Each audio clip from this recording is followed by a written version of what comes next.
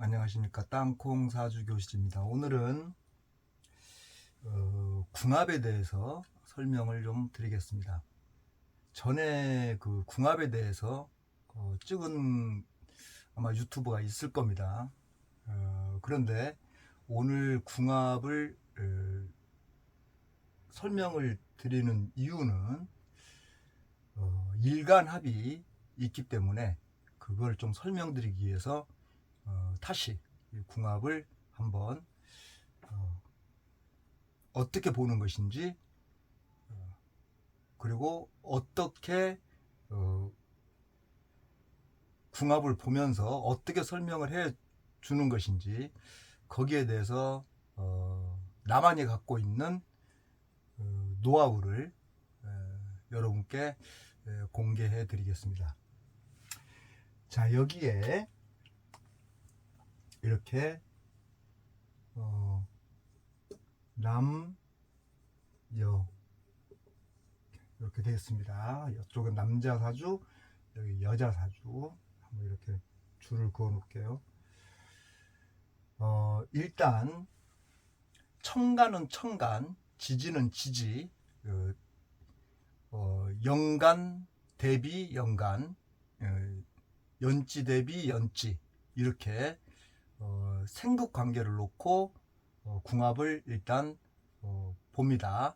제가 쓰는 방법은 이렇게 얘기를 합니다. 손님한테 얘기하기를 1급부터 5급까지 급수가 있는데 1급은 좋다라고 얘기를 하고, 그 다음에 퍼센트가 나오는데 50% 이상 나와야 좋다라고 얘기하고, 그 다음에 가장 중요한 것은 두 사람 간의 성격이 가장 중요하다. 궁합이 좋아도 성격이 맞지 않으면 이별한다. 이렇게 일단 설명을 드립니다. 그리고 나서 한 번씩 이렇게 대조를 해 봅니다. 충분히 손님도 공감할 수 있도록 설명을 해 드립니다. 자, 그래서 한번 이렇게 보니까 밑에 오행으로 목화토금수로 써놨는데 연간, 연간 이렇게 맞히자는 얘기예요. 그래서 봤더니 물이네요. 물은 같다라고 표현합니다. 같다. 그 다음에 연지를 보니까 또 금대 금이다. 같다라고 표현을 합니다. 그 다음에 두 번째 월간을 보니까 금대 수입니다. 금생수, 생관계네요. 그러면 생. 그 다음 밑에를 보니까 금과 목, 금금목 해서 극을 하네요. 그 다음에 일간을 보니까 화극금 해서 극을 하네요. 그 다음에 밑에를 보니까 수수 같고, 그 다음에 목과 화를 보니까 목생화 하고 있고요. 그 다음에 화와 금을 보니까 화극금해서 극을 하고 있습니다. 자, 한번 볼까요? 생 2개, 극 3개, 같은 게 3개. 이렇게 되면 궁합률 45%의 급수는 극이니까 1급부터 5급이라 그랬는데 4급과 5급이 극에 해당됩니다. 4급과 5급이. 상급은 같다, 동등하다, 이렇게 보시면 됩니다. 근데 일단 일간, 내가 화고 요쪽 금, 나 자체가 극을 하고 있기 때문에 누가 극을 하느냐라고 봤더니 화극금에서 여자가 극을 해요. 이런 경우는 5급입니다. 남자가 극을 할 때는 4급이 되고요. 그래서 45%의 5급이다 이렇게 되는 겁니다. 그런데 여기서 특이한 점, 그 특이한 점 때문에 제가 지금 이 궁합을 설명드리는 건데, 일간과 일간이 합이 됐어요. 이렇게 병신 합이 됐어요. 이런 경우가 그렇게 많지 않습니다. 사주를 접하다 보면 궁합을 보는 데 있어서 일간 대 일간이 이렇게 합의되는 경우는 그렇게 흔히 볼만한 궁합은 아닙니다. 그래서 이 극이 합의됨으로 인해서 소멸됐다라는 뜻이에요. 그러면 생으로 바뀔 수 있겠죠. 그래서 급수는 5급인데 1급이 될 수도 있다 이 뜻이에요. 그래서 1급이 될 수도 있고 5급이 될 수도 있습니다.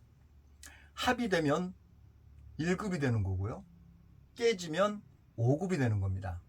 이 부분에 대해서 이제 손님한테 설명을 해야 되는데 보통 무속인을 찾아가서 이런 경우가 된다든가 아니면 좀 점수라식으로 사주를 보는 사람한테 이거를 가지고 찾아갔을 때 대체적으로 들을 수 있는 얘기가 하늘에서 맺어준 인연이다. 뭐 운명이다. 천생연분이다. 이런 얘기를 많이 들어볼 수 있는 궁합입니다. 왜냐하면 일간이 합의됐기 때문입니다. 병신합. 드물기 때문에 그런 소리를 듣는 거예요. 근데 처음에 저도 거기에 대해서 고민을 많이 해봤습니다. 왜냐하면 사주를 접하다 보니 이런 합된 궁합을 접했을 때 뭐 하늘에서 맺어준 인연이니 천생연분이니 그런 소리를 할 만한 그런 가치가 있을까라는 의문점이 생겼습니다. 그래서 내 나름대로 이거를 다시 제 설명을 내 나름대로의 설명을 손님한테 하게 됐는데 그게 이제 어떻게 설명을 해드리냐면 이런 경우를 설명을 해주고 그 다음에 나는 천생연분이니 뭐 하늘에서 맺어준 인연이니 이런 말을 쓰기 전에 나는 이 부분을 이렇게 해석하고 싶습니다 라고 얘기를 합니다. 그게 적과의 동침이다. 이렇게 얘기를 손님한테 해드렸습니다. 이 말은 무슨 말이냐? 원래는 극이니까 적이죠. 그런데 합을 했으니까 동침이 된 겁니다. 그러면 때론 적이 되고 때론 동침이 되는 그런 경우인데 천생연분이라고 얘기한다면 그건 조금 말이 안 맞는다 이렇게 생각이 들었기 때문에 제가 표현하는 방식이 적과의 동침이다 이렇게 표현하고 그래서 두 사람은 연애를 길게 해야 된다. 왜냐? 적과의 동침이 되려면 상대에 대해서 완전히 안 다음에 결론이 나와야 그게 동침이 되는 것이지 상대에 대해서 알지도 못하고 뭔가 흐름을 갖고 가다가 결혼했을 때 뭔가 문제점이 생기면 그 또한 적이 되면은 이혼이다. 그래서 연애를 길게 해서 서로가 완벽하게 알았다고 생각이 들었을 때 그래도 나는 결혼하겠다고 생각이 들었을 때 그때 결혼하시라라고 설명을 해드립니다. 그래서 가장 중요한 것은 여기서는 성격입니다. 성격이 곧 나의 운명이기 때문에 서로 간의 성격을 잘 맞춰줘야 됩니다. 뭐 꼭 합의되지 않는 궁합이라 할지라도 또 궁합이 아무리 좋다 할지라도 성격 안 맞으면 쫑납니다. 그래서 연애를 길게 하면서 서로 성격적 조화를 맞춰야 되는데 어쨌든 싸웠을 때 누군가가 양보를 하는 연습을 해야 되지 않겠습니까?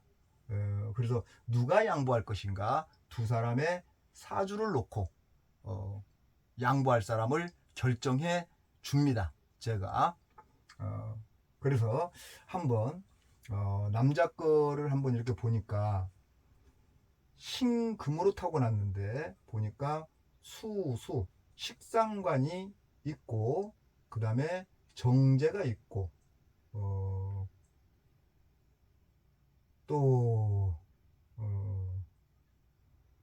편관도 있고 비견도 있고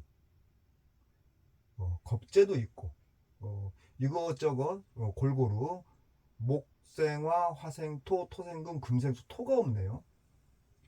토가 인성이 없네요. 인성이. 전번에 한번 인성이 없는 사주에 대해서 찍은 것 같아요.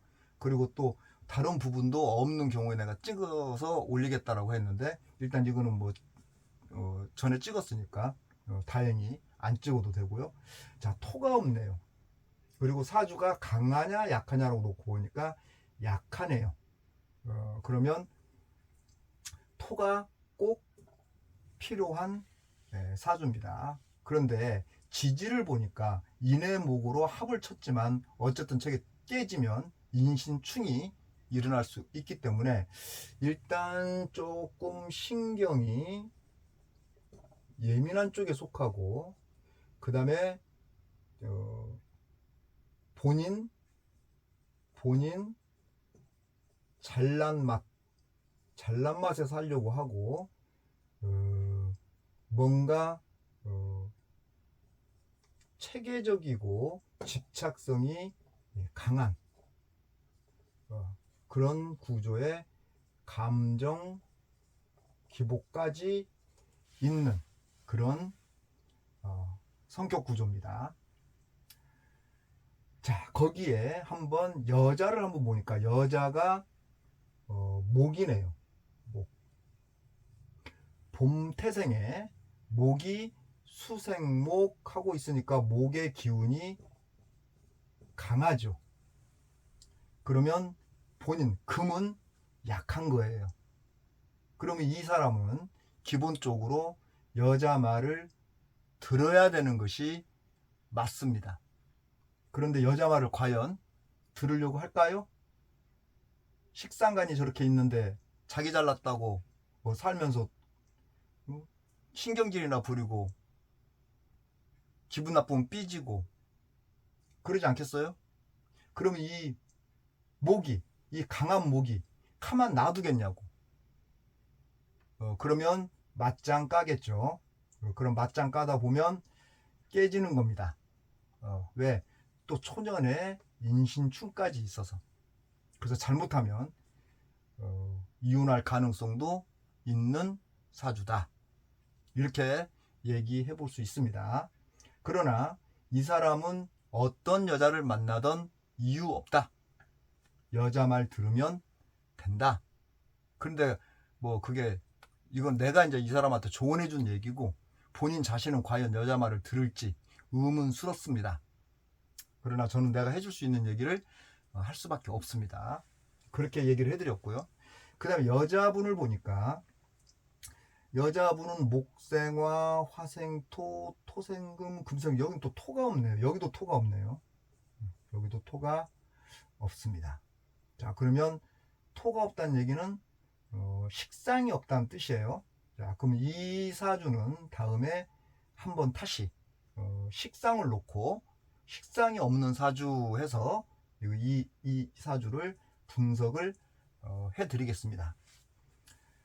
그러나 지금은 궁합적인 부분으로서 얘기를 해야 되니까, 자, 여자가 병화로 타고났다. 하늘의 태양은 하나다. 이게 기본 틀이죠. 자, 그런데 금이 여기도 있고 여기도 있고 여기도 있어요. 여기는 재성이 강합니다. 재성이 강하면 일단 기본적으로 탐욕, 모험 이런 것들이 강합니다. 그리고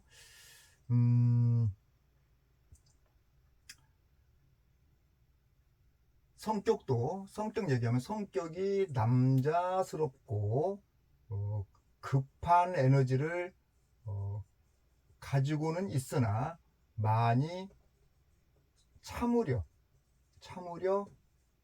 한다. 부정심리를 가지고 있으며 의심, 호기심, 집착, 이러한 부분들의 성향을 가지고 있습니다. 거기에 감정 기복이 역시 있는 사주입니다. 여기도 신자 반합을 하고 있는데 이게 잘못 깨지면 좌우충이 될 수 있으므로 여기도 항상 불안정한 에너지를 가지고 있는 것은 이쪽이나 똑같습니다. 자, 그러면 이 여자는 남자가 어떤 글자냐라고 봤더니 수라는 글자가 남자라는 글자입니다. 수 입장을 보니까 금생수, 금생수 하고 있네요. 자, 이렇게 놓고 본다 그러면 물이 강하다라고 얘기할 수 있습니다. 자, 그러면 이 여자는 나름대로 남자가 조금 자기 말을 듣지 않고 좀 강한 에너지를 가지고 있는 남자를 만날 가능성이 높습니다.